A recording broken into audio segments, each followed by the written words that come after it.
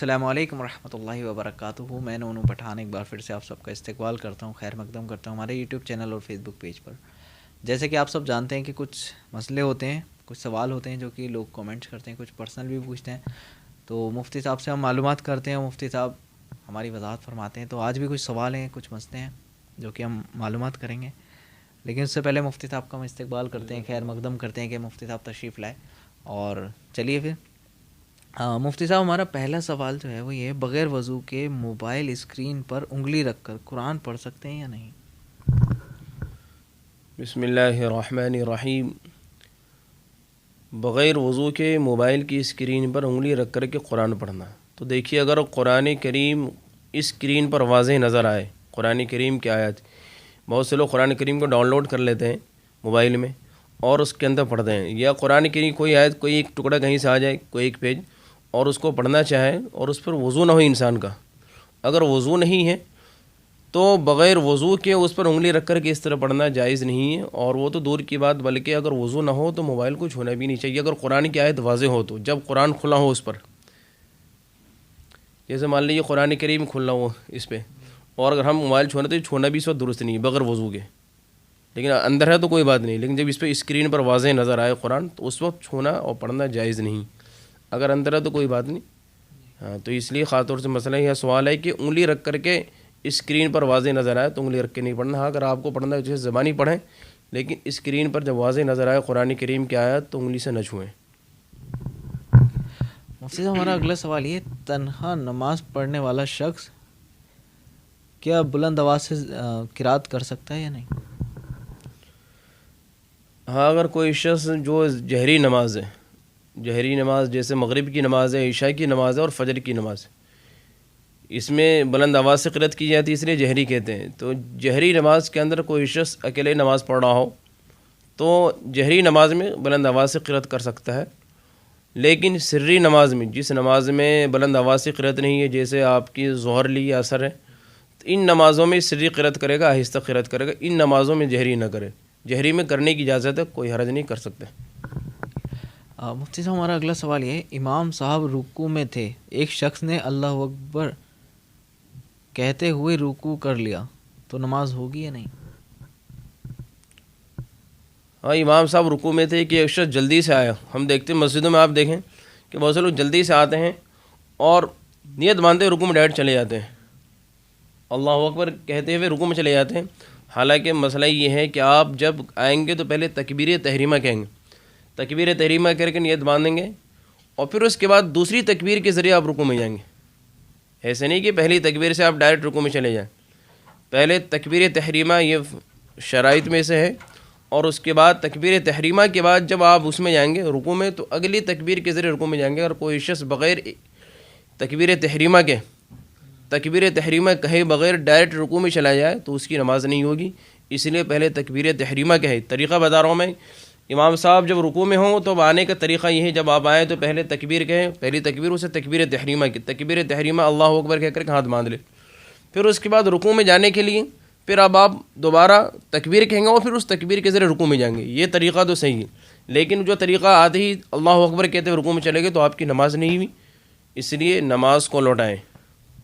جی مفتی صاحب, ہمارا اگلا سوال یہ ہے, جنازے کی نماز پڑھانے کا سب سے زیادہ حق کس کا ہے؟ دیکھیے سوال ہے, جنازے کی نماز پڑھانے کا سب سے زیادہ مستحق کون ہے؟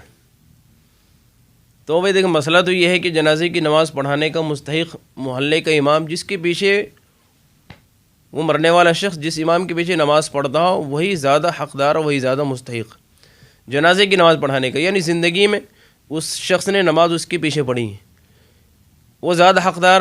اس کے بعد ولی کو حق حاصل ہے, اور پھر ولی بھی جس سے چاہے نماز پڑھا لے. لیکن ایک بات ضروری ہے عرض کر دیں کہ ہمارے یہاں یہ بڑا رواج چل پڑا ہے کہ انسان اس محلے میں رہتا ہے اور نماز پوری زندگی اس نے اس امام کے پیچھے پڑھی, لیکن جب انتقال ہوتا ہے تو اس کے رشتہ دار وغیرہ جو ہے دوسرے محلے سے کسی عالم کو بلا کر کے نماز پڑھواتے ہیں. یہ طریقہ اچھا طریقہ نہیں ہے. اور جب اس شخص نے پوری زندگی نماز محلے کے امام کے پیچھے پڑھی تو بھئی یہ حق بھی محلے کے امام کا ہے, نہ یہ کہ یہ حق کسی اور کا ہے.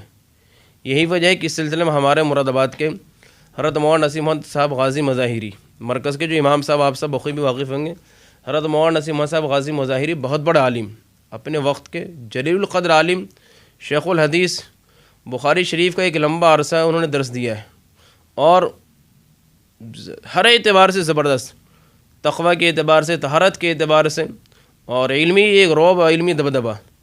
ان کی مسجد میں کبھی ایسا نہیں ہوا کہ کوئی آ کر کے دوسرے محلے سے آ کر کے نماز پڑھا لے، وہ کہتے تھے اس چیز کو۔ تو ان کا ایک رعب تھا، ایک دبدبہ تھا، ان کی علمی شان، علمی جلالت، اور ہندوستان کے چنندہ علماء میں ان کا نام تھا۔ مولانا نصیر محمد صاحب غازی مظاہری رحمۃ اللہ علیہ، ان کا انتقال ہو گیا، اللہ ان کی قبر کو نور سے منور کرے۔ تو اسی وجہ سے لوگوں کی حرکتوں کی وجہ سے کہ بھائی انتقال ہوا تو فلاں صاحب کو بلا لو، فلاں صاحب نماز پڑھائیں گے، یہ طریقہ غلط ہے بھائی، اس کو رواج نہ دیں۔ امام صاحب، محلے کے امام صاحب وہی نماز پڑھائیں گے، زیادہ حقدار نماز پڑھانے کے، جنازے کی نماز کے وہی حقدار ہے۔ مفتی صاحب ہمارا اگلا سوال یہ ہے، ایک شخص نے اپنی نابالغ لڑکی کے نام سے ڈاک خانے میں کچھ روپے جمع کرا دیے، تو اس کی زکوٰۃ کس کے ذمہ ہوگی؟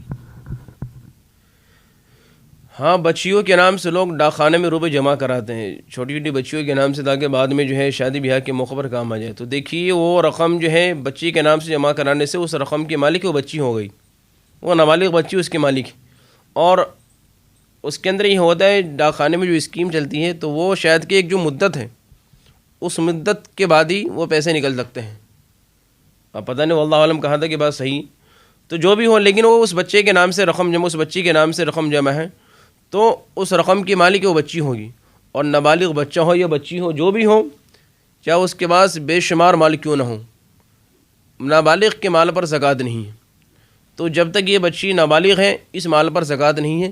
ہاں، جب یہ بچی بالغ ہو جائے گی اور وہ رقم بقدر نصاب ہو جائے، جو اس میں رقم ڈاک خانے میں پیسے جمع ہو رہے ہیں نصاب کے بقدر ہو جائے، اور اس کے بعد اور بھی پیسے اس بچی کے بعد، تو جب جوڑیں گے، جب حساب لگائیں گے، تو اس حساب میں اس رقم کو بھی جوڑیں گے، اور پھر اس رقم پر زکوٰۃ واجب ہوگی، ورنہ اس سے پہلے جب تک نابالغ ہے تو زکوٰۃ واجب نہیں ہے۔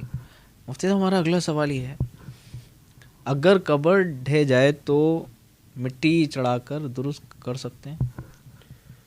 ہاں، بعض دفعہ قبریں ڈھہ بھی جاتی ہیں بارش وغیرہ کے دنوں میں، تو اگر قبر ڈھہ جائے تو مٹی چڑھا کر کے درست کرنے کی اجازت ہے، شرعی اعتبار سے کوئی منع نہیں ہے، آپ اس قبر کو درست کر سکتے ہیں، ہموار کر سکتے ہیں۔ بعض لوگ مفتی صاحب ہمارا اگلا سوال یہ ہے، بعض لوگ جمعے کے خطبے کے وقت لوگ آتے ہیں، جس دیر سے آئے تو آگے دیکھیں انہوں نے جگہ ہے، تو ایک دوسرے کو پھلانگتے ہوئے، لاتے مارتے ہوئے اس طریقے سے آگے بڑھتے ہیں، جگہ ڈھونڈتے ہیں، تو ان کا یہ عمل کیسا ہے؟ دیکھیے بھائی، جمعے کے دن جمعے کے آداب میں سے ایک ادب یہ ہے کہ انسان جمعے کی تیاری صبح سے ہی کرے، اور جمعے میں پہلے آنے کی کوشش کرے، نہ یہ کہ بعد میں آئے اور بعد میں آنے کے بعد اگلی صف میں جانے کی کوشش کریں، یہ عمل اچھا عمل نہیں ہے۔ اب حکم یہ ہے کہ اگر انسان ایسے وقت میں آئے کہ جب جمعے کا خطبہ ہو رہا ہو، اور ایسے وقت میں آنے کے بعد حکم یہ ہے کہ آپ کو پیچھے جہاں جگہ ملے آپ وہیں بیٹھ جائیں، جہاں جگہ ملے وہیں بیٹھ جائے، وہاں نہ بیٹھ کر کے لوگوں کی گردنیں پھلانگتے ہوئے، لوگوں کی گردن کو پھلانگ کر کے اگلی صف میں جانا، یہ ناجائز عمل ہے، اور اس عمل کے کرنے پر اللہ کے رسول علیہ الصلاۃ والسلام کی شدید وعید ہے۔ اللہ کے رسول نے ایسے شخص کے بارے میں فرمایا کہ جو شخص جمعے کے دن لوگوں کی گردنیں پھلانگ کر کے آئے، اللہ تعالیٰ اسے جہنم کا پل بنا دے گا۔ تو یہ شدید وعید ہے، کوئی انسان ہی چاہے گا کہ کل قیامت کے دن اللہ تعالیٰ اسے جہنم کا پل بنا دے، اس لیے ہر انسان اس عمل سے بچے، ناجائز عمل ہے۔ آپ کو جہاں جگہ ملے آپ نماز وہیں پڑھے، آگے بڑھنے کی ضرورت نہیں ہے، اور اس بات کو سختی کے ساتھ میں کہہ رہا ہوں، اور مسئلہ بھی یہی ہے، شریعت کا حکم یہی، اللہ کے رسول علیہ الصلاۃ والسلام نے سختی کے ساتھ منع فرمایا ہے، تو اس لیے ہر انسان اس عمل سے بچنے کی کوشش کرے، کہیں ایسا نہ ہو کہ آپ اگلی صف میں جانے کے چکر میں گنہگار بن جائیں، نیکی برباد، گناہ لازم کے حقیقی مصداق نہ بن جائے۔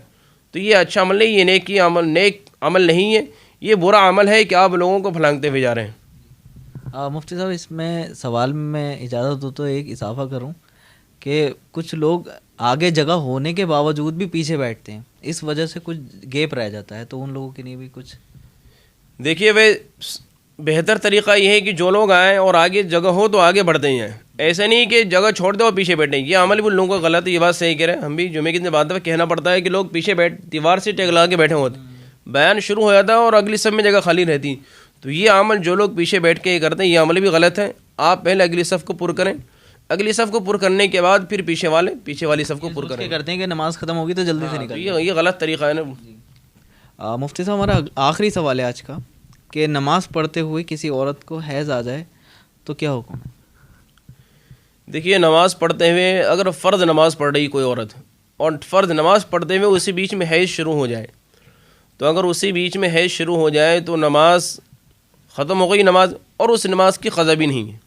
لیکن اگر کوئی عورت نفل نماز پڑھ رہی ہو اور نفل نماز پڑھتے ہوئے حیض شروع ہو جائے تو نفل نماز کی قضا کرنی پڑے گی. نفل کی, کیونکہ نفلی کام کا حکم ہے, اگر شروع کر دیا آپ نے تو شروع کرنے کے بعد اگر ٹوٹ جائے تو پھر اس کو ادا کرنا ضروری ہے, لازم اور ضروری ہے. اور یہ فرض جو فرض پڑھ رہی تھی, فرض تو پہلے سے معاف ہے, اس لیے اس کی قضا نہیں ہے. اور یہ تقاضا شرعی تقاضا ہے, حیض کا آنا انسان کے اختیار میں نہیں ہے. تو اس لیے یہ اللہ تعالیٰ کا ایک نظام ہے, ہر عورت کے ساتھ یہ نظام, حیض کا آنا, بچے کی ولادت کے بعد نفاس کے خون کا آنا, تو یہ اسی تقاضے کے تحت ان دنوں میں نماز معاف ہے, حیض کے دنوں میں نماز معاف ہے.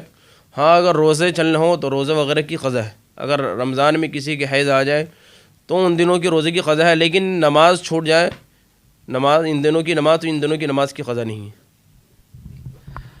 تو الحمدللہ آج کے جتنے سوال تھے, اتنے مسئلے تھے, وہ مکمل ہوئے.